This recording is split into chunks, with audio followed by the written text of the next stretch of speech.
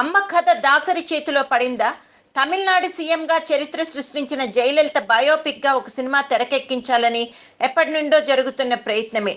ఆమె బ్రతికుండగానే బయోపిక్ తీయాలని అనుకున్నారు, కానీ లాస్ట్ మంత్ ఆమె మరణం తమిళనాడుని కదిలించిన సంగతి మనకందరికీ తెలిసిందే. అయితే కేవలం రాజకీయ రంగంలోనే కాదు, సినీ పరిశ్రమలో కూడా ఆమెకు చాలా అనుబంధం ఉంది. అందుకే ఆమె బయోపిక్ను సీనియర్ డైరెక్టర్ దాసరి నారాయణరావు తీయాలని నిర్ణయించుకున్నారట.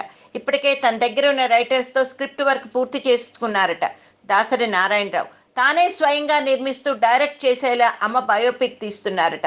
ఇప్పటికే సినిమా టైటిల్గా అమ్మ టైటిల్ ఫిల్మ్ ఛాంబర్లో రిజిస్టర్ చేయించాడట. తమిళనాడులో ఓ వెలుగు వెలిగిన జయలలిత జీవిత చరిత్ర దాసరి తీయాలనుకోవడం సాహసమే అని చెప్పాలి. ప్రస్తుతం ప్రీ ప్రొడక్షన్ వర్క్ జరుగుతున్న ఈ సినిమా త్వరలో స్టార్ట్ అవుతుందట.